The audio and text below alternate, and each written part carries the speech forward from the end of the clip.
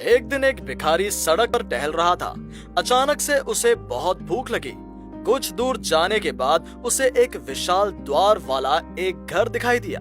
उसे ये सोचकर बहुत खुशी हो रही थी कि धनी व्यक्ति के घर वो आज कुछ मजेदार खा सकेगा।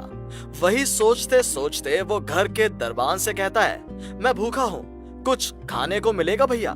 दरबान ने कहा, ठीक है, तुम बाहर बैठो, मैं मेम साहब से पूछ कर आता हूँ।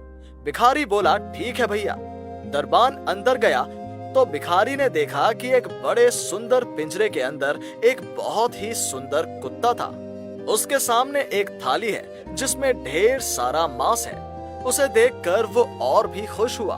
भिखारी ने मन ही मन सोचा, अगर अपने कुत्ते को इतना मांस दिया है, मुझे भी ढेर सारा अच्छा खाना मिलेगा। इस बीच जब दरबान गृहिणी के पास गया और उसे भिखारी को भोजन देने के लिए कहा, तो गृहिणी उस पर गुस्सा हो गई और बोली, क्या भोजन आसमान से आता है कि जो मांगे उसे ही दे देंगे? तुम्हारा काम गेट पर खड़े होना है, तुम यहाँ क्यों हो? और अगर इस तरीके से काम करना है तो मैं तुम्हें काम से निकाल दूंगी।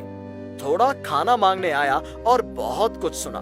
दरबान को बहुत दुख हुआ इतना सब कुछ सुनकर। ये सोचकर और भी दुख हुआ कि भिखारी भूखा था।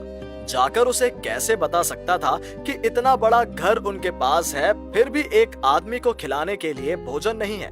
सोचते सोचते वो भिखारी के पास आ गया और उसने कहा, भाई, वो धनी लोग हैं, शरीर को स्वस्थ रखने के लिए कम खाना खाते हैं, इसलिए कम खाना बनाते हैं, इसलिए आपको देने के लिए भोजन नहीं है। इतना कहकर उसने जेब से 5 रुपए निकाले और कहा कि मेरे पास इतने ही पैसे हैं, तुम कुछ खाना खरीद कर खा लो। भिखारी का मन छोटा हो गया। उसने दरबार के पैसे को हाथ में लिया और प्रार्थना की, हे भगवान, जिसने मेरी भूख मिटाने के लिए अपना जो भी था मुझे दे दिया, तुम उसे दुनिया में और परलोक में भी अमीर बना दो। इसके साथ ही वो वहां से चला गया। कुछ दिन दरबान की लॉटरी में उसका पहला नंबर आया। उसने उन पैसों से व्यापार किया। कुछ ही दिनों में उसने बहुत पैसा कमाया। उस पैसे से उन्होंने एक आश्रम बनाया जहां असहाय अनाथ बुजुर्ग लोग रहते थे। इस बीच इस घर में वो काम करता था। उस घर की स्वामी की अचानक मृत्यु हो गई। लड़की लड़कियां सभी अपने परिवार में व्यस्त हैं। घर की गृहिणी सबके लिए बोझ बन गई। सब मिलकर उसे दरबान के आश्रम में छोड़ आए। जब वो आई तो उन्होंने देखा कि उनके घर का एक समय का दरबान इस आश्रम का मालिक है। भाग्य की कैसी क्रूर विडंबना है।